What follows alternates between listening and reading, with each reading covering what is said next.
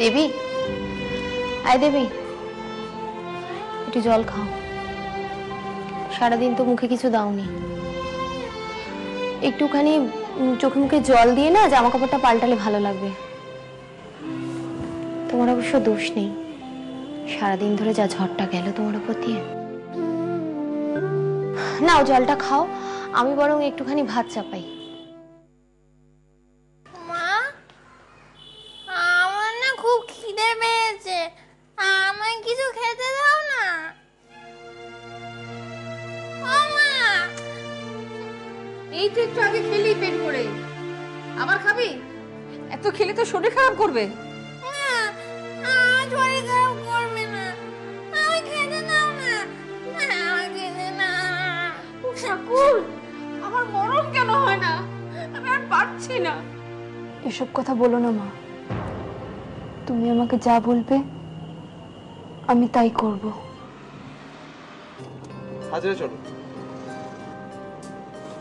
হাজরা মানে তুমি বাড়ি যাচ্ছ নাকি? তুমি নয়, আমরা বাড়ি যাচ্ছি। আমি বাড়ি যাব না। মানুষ দেখো, পাগলামো করো না। যতক্ষণ না ডিভোর্স হবে ততক্ষণ বিয়ের ব্যাপারে উনি কোনো কথা বলবেন না।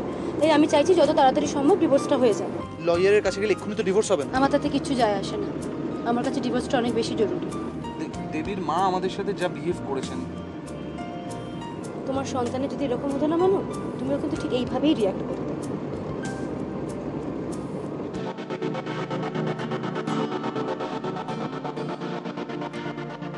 কি হলো? মানব আর মানবগুলো যে কাজ আছে বেরি, কোনো বিপদ আপদ হলো না তো? এদিকে ফোন করছি, ফোন তুলছে না, সুইচড অফ। তো চিন্তা নেই যে কি করবো না, আমি কিচ্ছু বুঝতে পারছি না। চিন্তার কিছু নেই মলয়দা, ওরা ভালোই আছে।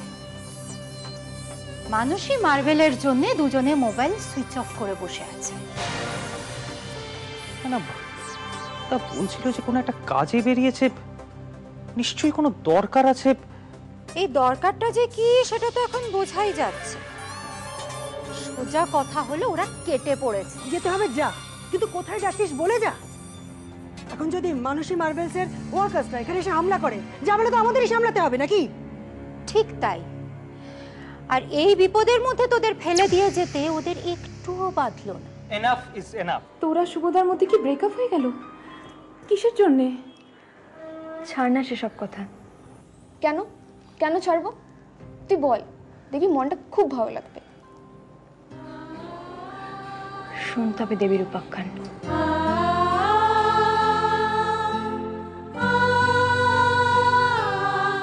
এরপরেও আমি তোমার সঙ্গে সম্পর্ক রাখবো? তোমার সঙ্গে বিয়ে তো কি, আমি তোমার মুখ পর্যন্ত দেখতে চাই। ভদ্রমহিলা পাগল নাকি? তার বরের সাথে তোর বিয়ে দিতে চাইছে? আর নরেনের কথা ভাব, কি পাজি লোকটা। কিন্তু শুভদা এটা একদম ঠিক করেনি। শুভ আর শুভর মা মিলে সেদিন কিভাবে অপমান করে আমাকে বাড়ি থেকে তাড়িয়ে দিয়েছিল সেটা কি তোর মনে নেই? অথচ এই মেয়ে অত ভালো চাকরিটা। কেন বাপু, এত দিন বাদে শ্বশুরবাড়ি থেকে বাপের বাড়িতে এসেছো, আর কোনো আলোচনা নেই? কাটা খায়ে নুনের ছেড়ে দিচ্ছ? যাও এখান থেকে, চলে যাও, যাও এখান থেকে, চলে যাও। চুপ। তুমি এরকম করছো কেন? আমার খুব ভয় করছে। আমরা আসি, দেবী আসছি। হ্যাঁ হ্যাঁ, তাই যাও, যাও এখান থেকে। আমার মাথা কাজ করে না।